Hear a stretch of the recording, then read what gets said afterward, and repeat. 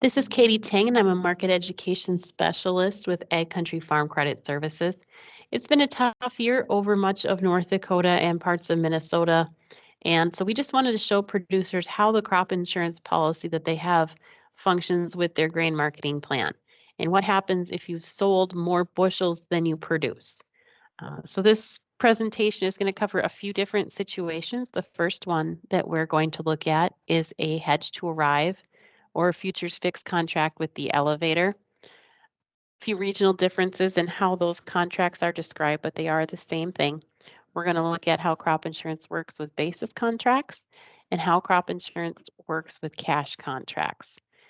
For this presentation, we're going to use soybeans as the example, but the math process is the same across the board for corn as it is for beans as it is for wheat. The other part is these examples only apply in the case that the farmer is taking a full revenue protection policy, and most producers are going to be carrying that type. There are a few that have chosen to take the harvest price exclusion. That's what that HPE is on the slide. And these examples do not apply to that policy. The math is going to be very different. HPE policies do not provide the same level of protection that you get from a full revenue protection policy. So if you are carrying that, please call the insurance specialist and they will walk you through that particular case. Now, to review price periods, every revenue protection policy has the guarantee set in the spring and then re-examined in the fall. So they look at the harvest month contract, which in the case of corn is December. For soybeans, it's the November contract. And for spring wheat, it is the September contract. Through the month of February, they're going to watch the December corn contract and they're going to average the prices it trades at through that month. For soybeans, they'll watch the November contract as it trades through the month of February. And for wheat, they'll watch the September contract as it trades through the month of February. And that's the minimum guarantee. That is the lowest guarantee you will have this year. You'll carry that all the way through the crop year. And then once we get to fall, crop insurance is going to look at prices again. And they're going to watch the December corn contract as it trades through the month of October. They're going to watch the November soybean contract again as it trades through October. And you get the average price for that month. For wheat, we're actually in the process of setting that fall price right now. They watch the September contract as it trades through the month of August. Now, if you have a specialty crop that happens to have a revenue policy available, I'm still going to ask you to call the insurance specialist. A lot of these policies will function very similarly with specialty crops, but because of the contracting options, it might work out a little bit differently. So in that case, dry beans, possibly sunflowers, try to give your specialist a call. So the first one we're going to cover is a hedge to arrive contract. So that's where we just set the futures portion with the elevator. And we're going to look at a producer that grows soybeans. He has an APH of 45 bushel an acre, carries 75% EU insurance. Pretty straightforward. The spring price, so the November contract as it traded through the month of February was $11.57. For this example, we don't know the fall price, but we're going to pretend it's $13. So with the revenue protection policy, your guarantee is the higher of the spring or fall prices. In this case, the fall price is higher. It's $13. So our guarantee is the 45 bushel an acre times the 75% protection level times $13 per bushel. And that is a guarantee of $438.75. APH times coverage level times the higher of spring or fall price. Just for the straight bushel part of this, 75%.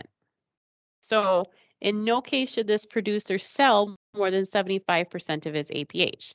75% of 45 bushels is 33 bushel.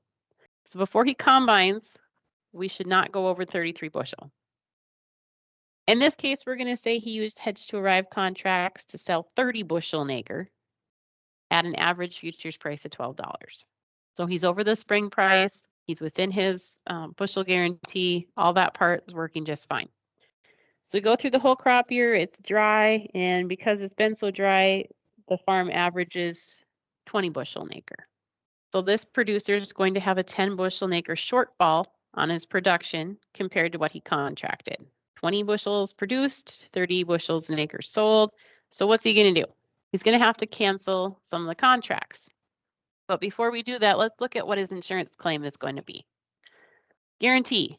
We just did this one, 45 bushels times 75% times the $13 fall price, because that's the higher price, is $438.75. Actual revenue is the 20 bushels he combined times that same $13 fall price.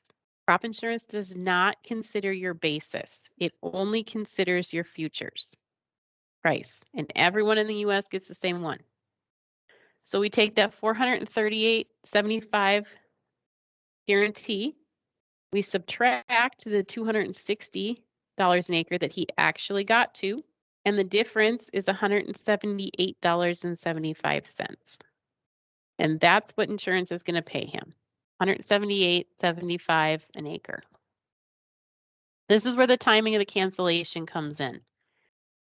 The closer that a producer cancels the contracts to the fall crop insurance price, the easier this is going to work. That's where you're going to have the less slippage. Now, is there a perfect way to do this? No. You're going to have to work with your buyer, and an open communication with them is the best policy in this case. You can decide what you want to do. I'm just giving some examples, but if you want to cancel an equal amount each day during October or an equal amount each week, that's fine. Or if you just want to try to get as close to the October average as you can, all those things are fine. But the key here is we need to get as close to that fall price as we can. If you hold these contracts in your own hedge account, the same principles are going to apply, but there is a little bit of a timing issue with soybeans and wheat because of the delivery period. So if that's you, feel free to call your loan officer, call your insurance specialist. They'll put you in touch with Rob Fronting or myself.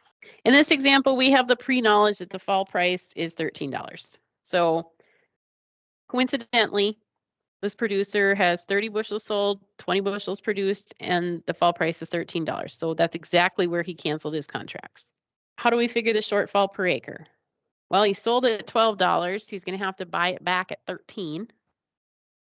So that's a dollar loss on 10 bushels an acre. So on just the cancellation of the contract, he's out $10 an acre. Pretty straightforward. You sold for 12, you buy back at 13 times the per acre amount. Your actual revenue, like we talked about, is $240 an acre. Crop insurance is going to kick in $178.75. You add those two together, that's your gross revenue. You're up to $418.75. Move that ahead.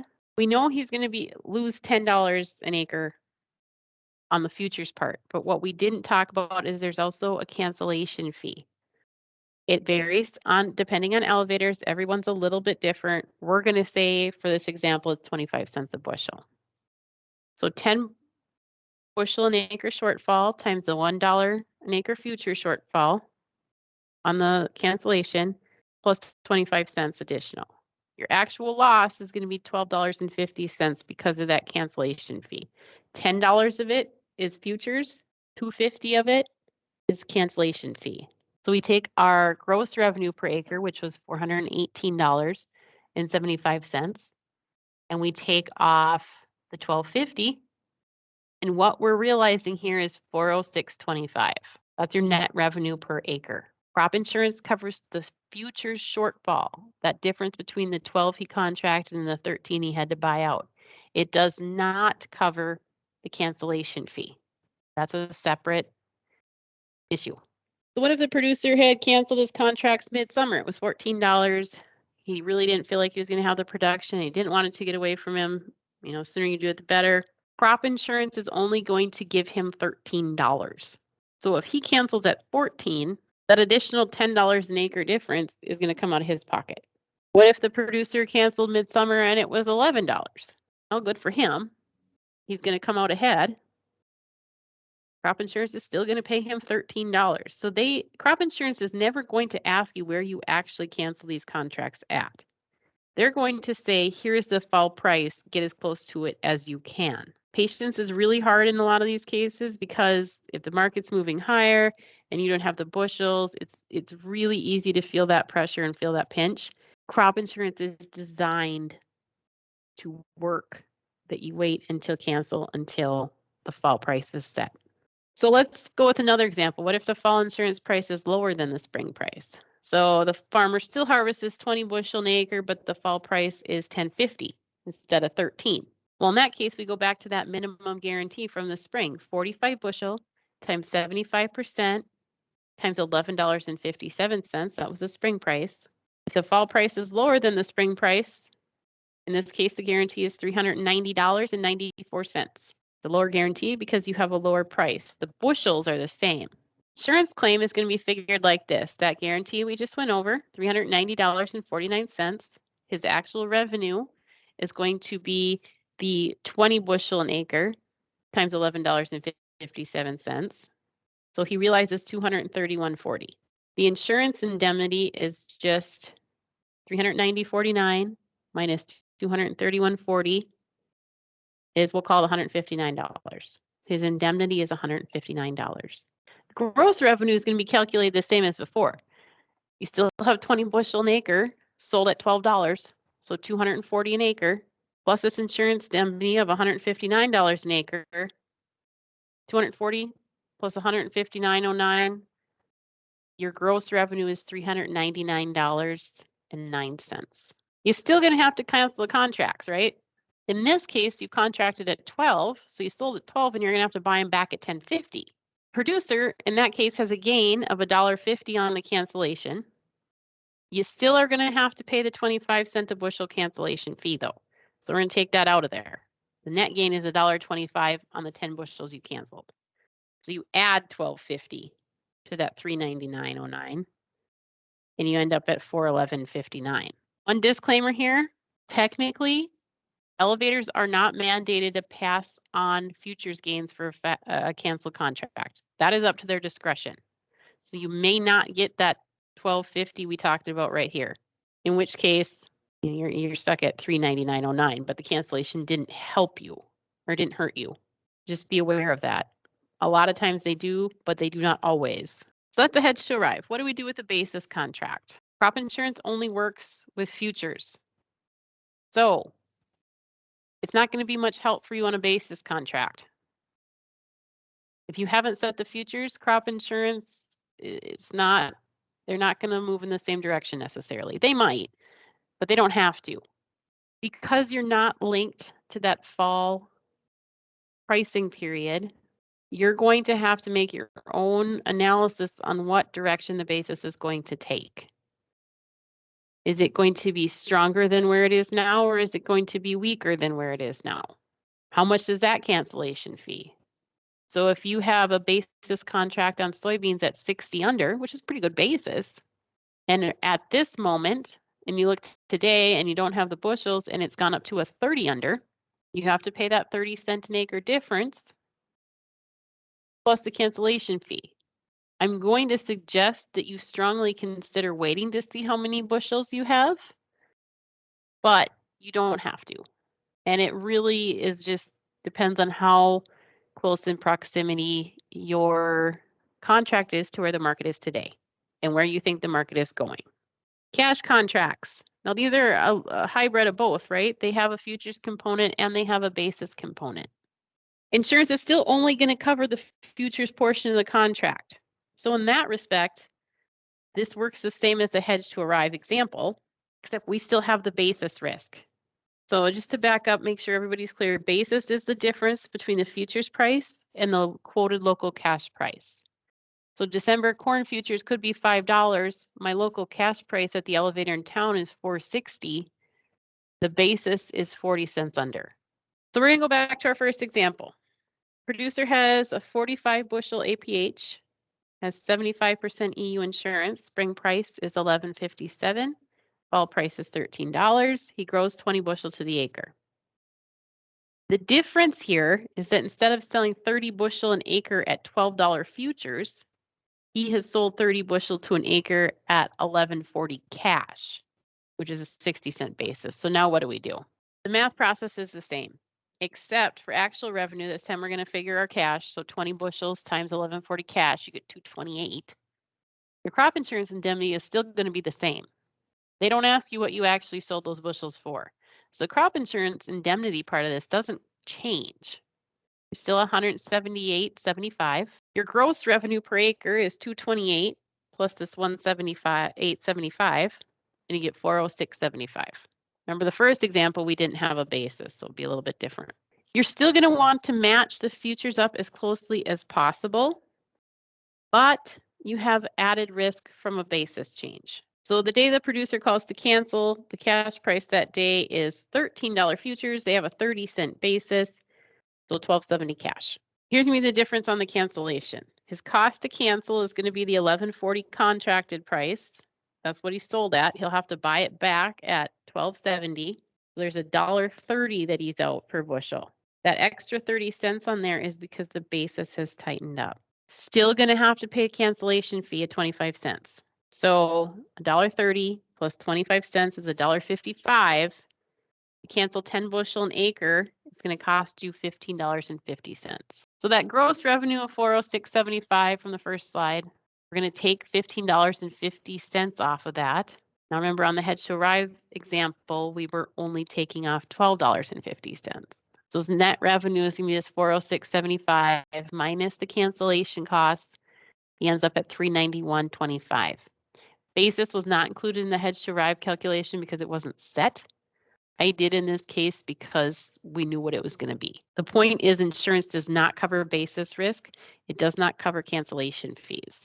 To summarize it, crop insurance is going to give you the coverage so that you can comfortably forward contract up to your insurance guarantee before harvest. But the backstop works best if you wait until the fall pricing period to cancel the contracts. The closer those are, the less slippage you're going to have that may or may not have to come out of your pocket, but it very well may.